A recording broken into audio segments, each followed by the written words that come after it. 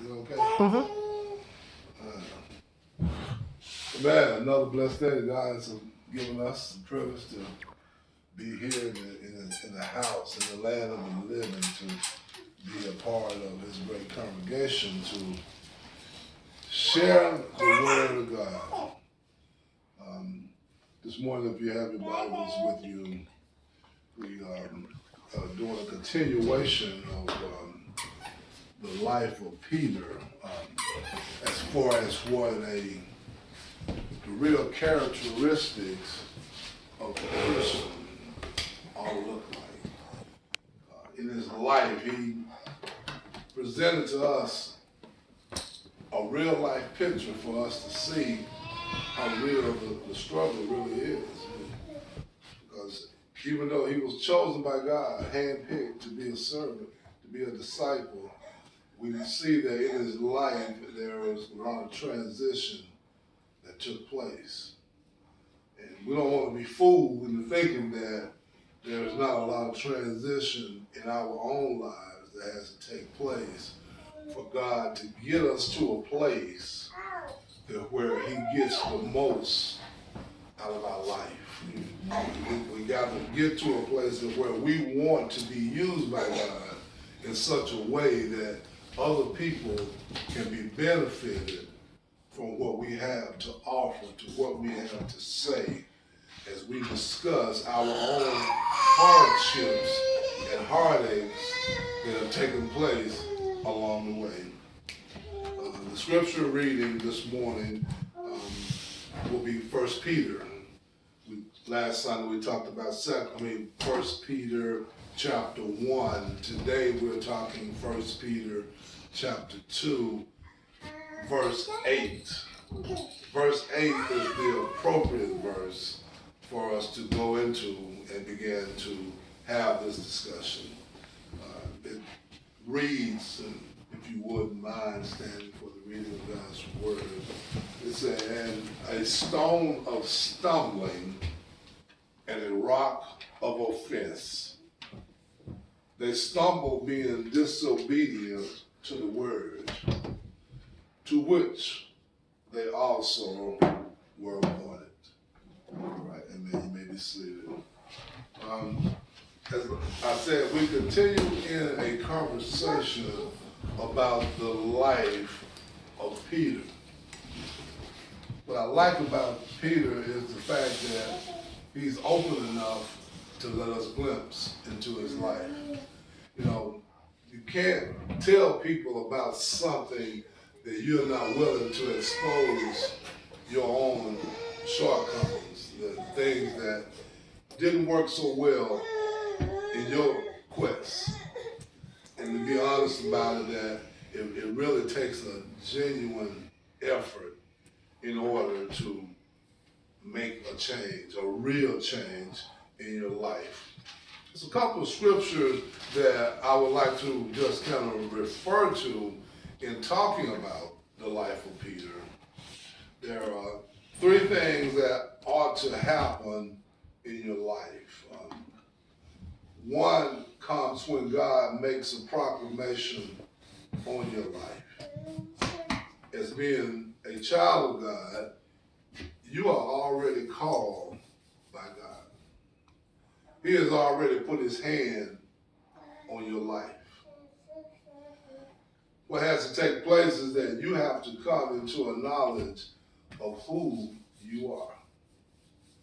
And we find ourselves being other people of what we have come to expect and accept as being us, but it really is not God's best for our life.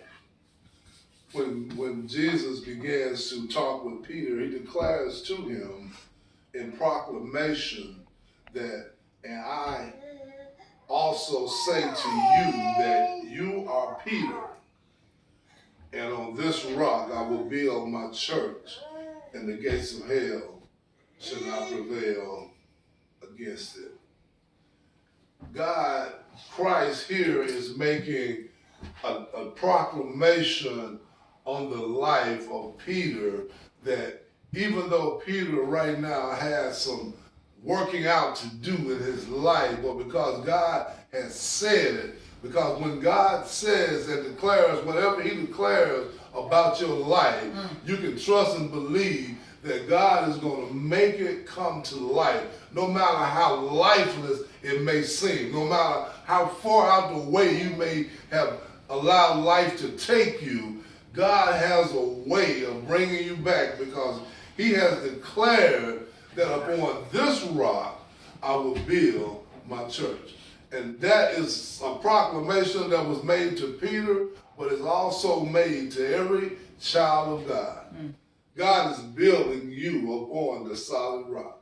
He says that not only am I going to build you on the solid rock, when he says the gates of hell shall come against you, the gates of hell, the devil shall come against you, but believe that because I am the builder, because he said he's the author and the finisher of our faith, because I am the one that is orchestrating this in your life, trust and believe that no harm can come to you.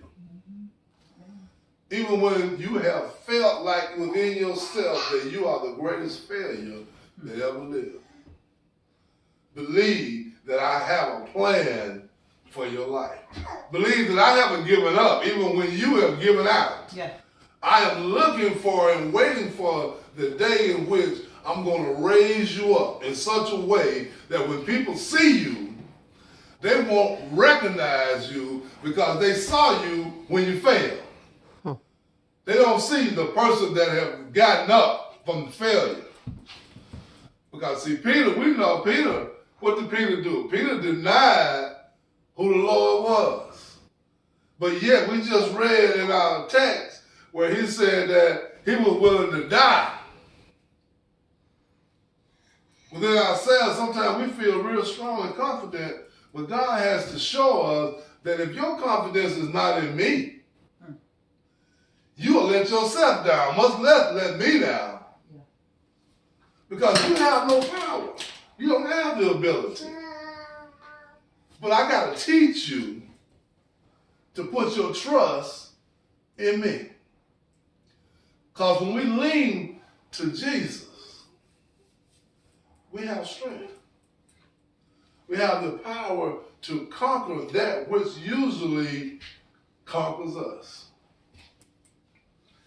And after God make a proclamation in your life, then he provides a revelation. The revelation is that it is something that takes place in your life. In other words, the revelation has to do really with a downfall. Because what Jesus recommended or gave Peter the revelation on is that verse 31 here, it says, and the Lord said, Simon, Simon, indeed Satan has asked for you, that he may sift you as wheat. Yeah, now imagine you just got good confirmation in your life that God is going to make you strong and that he's about to do this to make you become a rock, to where you're going to be a benefit to other people and where you're going to be strong and everything in your life is going to be good. Then he comes back and tells you, but Satan has asked it about you. And to say that I want to sift you as wheat gives the illustration that it's not something abruptly that's going to take place in your life, but it's gradually. I want to take your life. I want to start small to make you not believe that he is everything that he has said that he was. Jesus cuts through the chase and he tells Peter, I have prayed for you. Which goes back to the first proclamation that upon this rock I build my church. In other words, even though Satan launches an attack against you to defeat you, God says, I have prayed for you. In other words, there are things that are going on in the atmosphere, in the constellations, in the heavens. War is going on where Satan is desiring to take you out. But because God has prayed over your life, angels are protecting you when you sleep. When you're driving down the highway, Satan wants to take you out.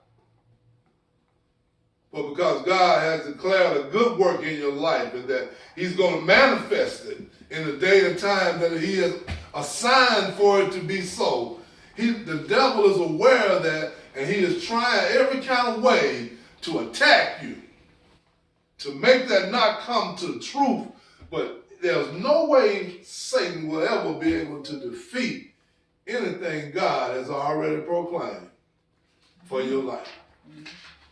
Don't let him cheat you out your victory. I get excited about the word of God, and sometimes I forget to give my text.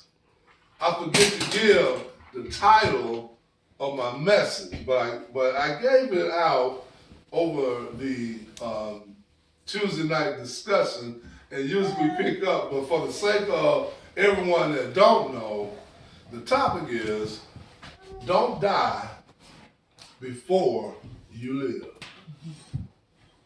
Don't die before you live. But see, Satan really wants to not see you live.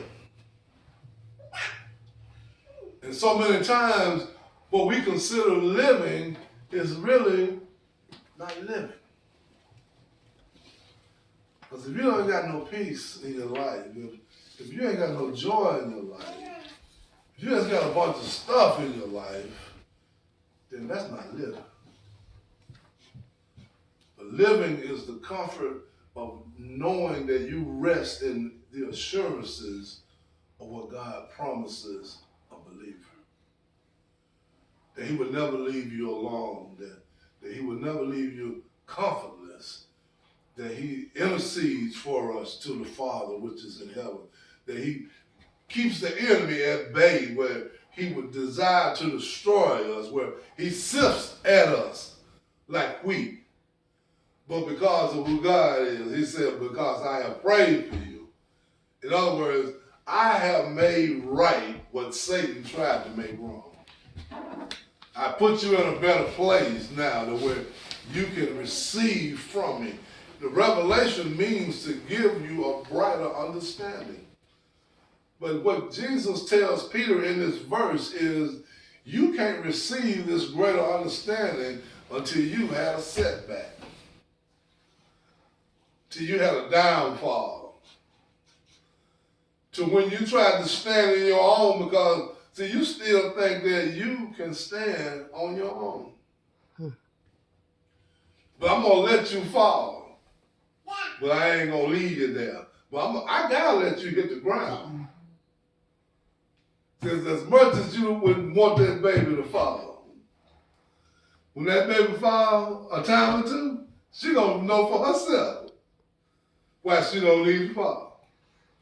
And there's nothing in life better than you coming to know something. Because a parent can try to avoid hurt in a child's life all they want. And they can kill themselves trying to help their child not experience some hurt. But until that child experiences hurt for himself, then he'll know for himself why he don't need to have it in his life. Mm-hmm.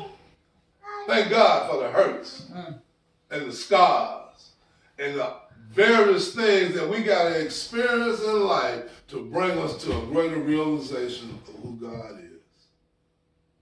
Thank God he didn't kill us.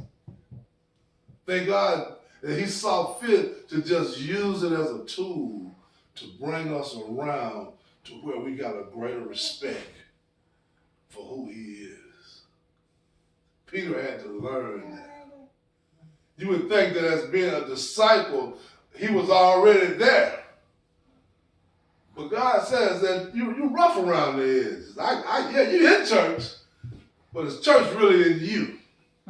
I got to do some things to bring you into a greater awareness that I am the God, that I am who I say I am, and that it'll be so convincing to you that nobody else could ever persuade you to think or doubt anything less. But for you to be the one to persuade them that the God I serve is the original. He is it. He is the truth. And I can tell you that because of what he has already done in my life. Like we was talking this morning, when you give people your story, sometimes they just think you're already there and you've been there. But when you tell them where you come from, and the fact that it was only God that brought you, that it's a convincing story. So he tells Peter that after you have fallen, after you have denied me, and when you get up from that, you are going to be the best representative. You're going to be in the best place to tell people about the goodness of God. Yeah. Because you have lived it. See, you know firsthand what God has done in your life. You become an advertisement for why there is a need to have God in your life. Because just as sure as you give your testimony of what God has done that's good in your life, you can look around you and see people, man, that's got that missing element.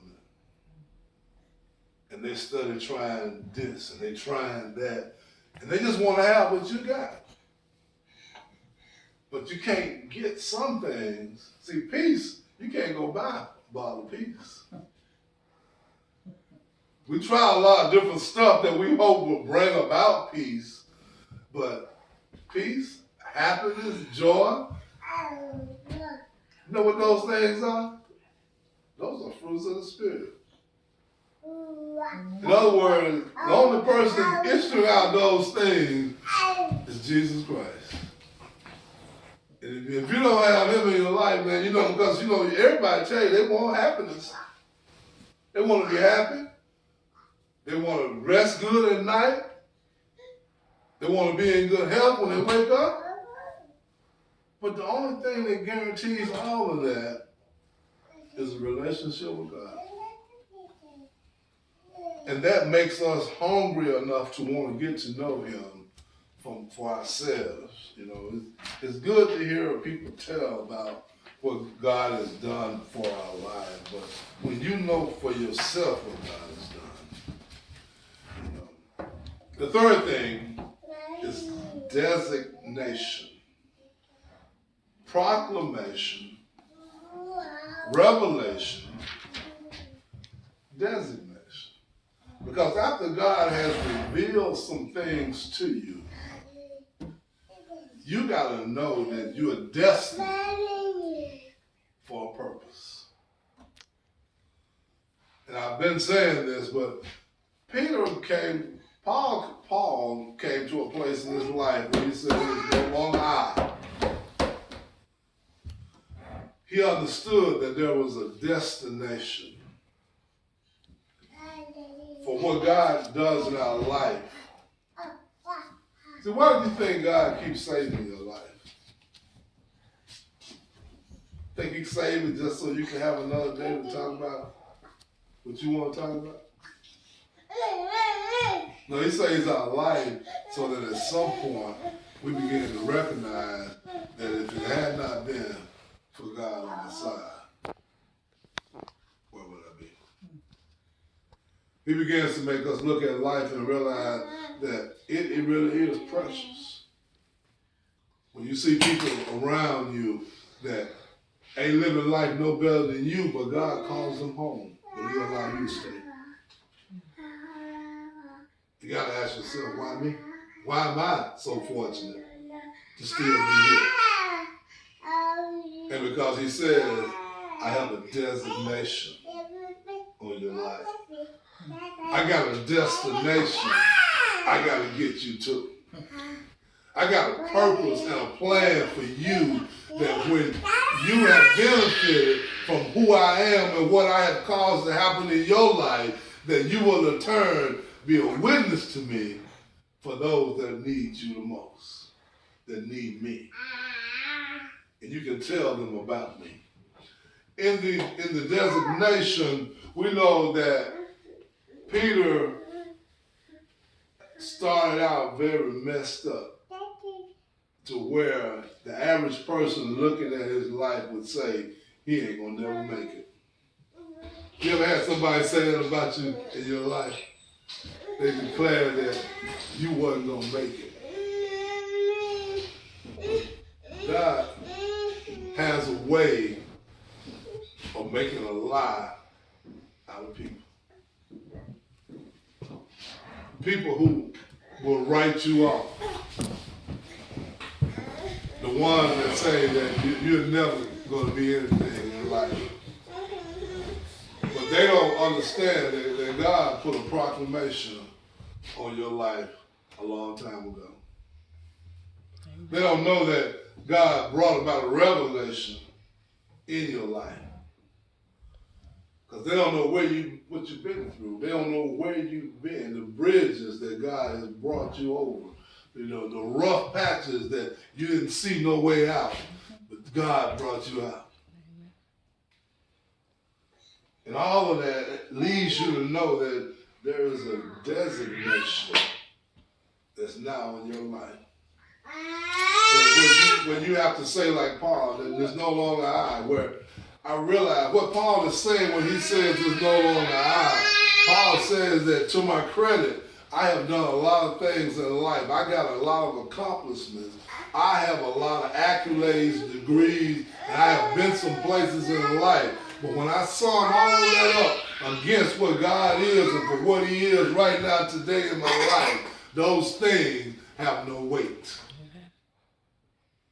For I realized that if it wasn't for what he was doing, I wouldn't have had them to even have to my claim. But because now I know for sure who he is, when I look back on everything else in my life, it don't have no weight at all. I realize I'm nothing. But in realizing that I'm nothing, I also realize that I'm everything that I need. Because I rest in the sufficiency of what the gospel represents. I realized that when God made me, he just didn't throw something together. I realized that even when I didn't know my purpose, God knew why he made me and for what purpose he was going to use me for. You'll find yourself sometimes, you know, when you buy something and they have an assembly kit, and they have little stuff in there, but you know how to do it so well that you just bypass the instructions. And you just do it your way. And then at the end, you got these extra pieces, right, that you don't know really what they go to. And then when you decide to read, you realize that those pieces were designed to help you to do what you did a lot more efficient. And sometimes God says, you know, take time to understand who I am. Understand that there is such a greater purpose for your life that until you read the instruction, because sometimes when you go back and read the instruction, you find out that thing would do more than just what you bought it to do. There's some added features that just come with it. If you know how to read it, then you can operate it. And sometimes in our life, we just live a basic life. But God has instilled in you some special skills and qualities that he has designed for you to use that will be a benefit to people you come in contact with. And you'll walk around saying, I'm nothing. I ain't got nothing. I can't do this. I can't do that. Paul says that with Christ, I can do all things through God that strengthens me. You know, that's a mindset that understands that he has a designation on his life. Because something that God asks of you to do, you'll look around and you'll say, well, how am I going to do that? But you need to have the assurance to know that God is never going to ask you to do something that he hasn't made a plan for you to do with him already.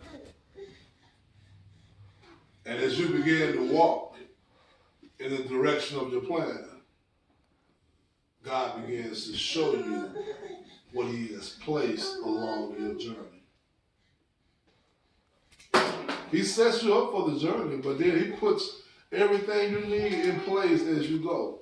But you know what? As long as you're sitting in your living room, it looks like ain't nothing coming together. Because he said, I can't show you faith from your living room. I can only show you faith when you get up and begin to walk in your purpose. For what I have designated to be for you, your destination. In the designation here, what happens in Acts chapter 2, verse 21, it says, and it shall come to pass that whosoever calls on the name of the Lord should be saved. Man, to go from someone that caused problem after problem, for someone who denied who Christ was, who proclaimed, Lord, I will die for you. I'll stand with you when everybody else walk away. To have let Christ down, to deny that he is your Lord and Savior. And yet he still proclaimed on your life that you are the rock. Don't look like no rock to me, look like sinking sand. Because he looked like he crumbled when he should have stood tall. But we realize that we all have made a bunch of mistakes in our life. But in making your mistakes in life, God does not take his designation off of you or who he says that you are. And like Peter, we got to regroup. Because in regrouping yourself, God gives you a revelation. To know that, thank God, you know what, you really have made it in your life when you can say, thank God for the downfalls in my life. Because you realize that if it wasn't for those pitfalls that God allowed you to dig yourself up out of, you wouldn't have no desire to want to know who he is. You'd just die and go to hell thinking that your life was okay. But because when you look back and you know that it was just because of God, you realize that there has to be something even greater than him saving my life. For the purpose that he want to use me now to be a benefit to other people.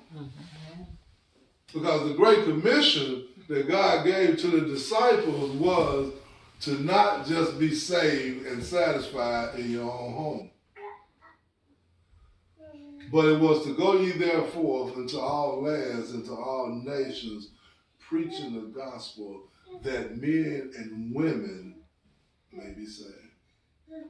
The Great Commission is that when you have come to know who Christ is for you, your obligation now is to go out and to spread that word in such a way that other people can be benefited also. But here Peter is, fast forward, preaching a message. Christ has now gone on to glory and left him in charge. He declared that he was going to be in charge. And when he said, I'm going to make you a rock, and upon this church, I'm going to put you in charge of the first church. Because it says that the word church had never been used in the Bible, and it's the only place where you will find it in the Bible, is when he made reference to who Peter was going to be. Because prior to that, it was the synagogue, which that's where everybody went, into the synagogue, into the temple, to praise, to worship, to reverence who God was. God, through Christ, was telling the world that I'm no longer going to dwell in buildings, but I'm going to make this man become a church. And through him, he will be able to convince others of a new way to worship. Because Christ says in his word that those who worship him must worship him only one way, in spirit and in truth. In other words, you walk around as a church. Everything that's essential for a church to thrive lives within you. Mm-hmm. So a person, when we notice as a person goes into a church looking for something, for salvation, they ought to be able to come to you and find what they would find in a church.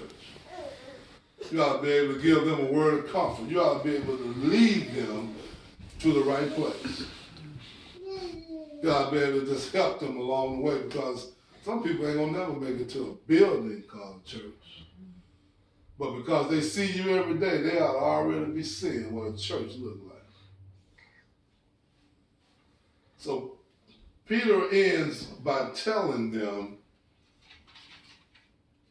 in this scripture, and it shall come to pass that whosoever, in other words, is now opened up from it just being about the Israelites.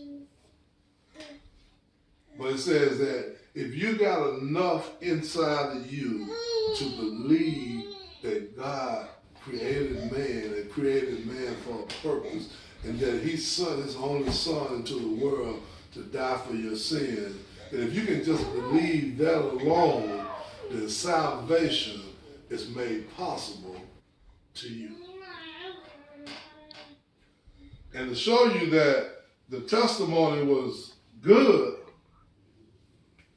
5,000 people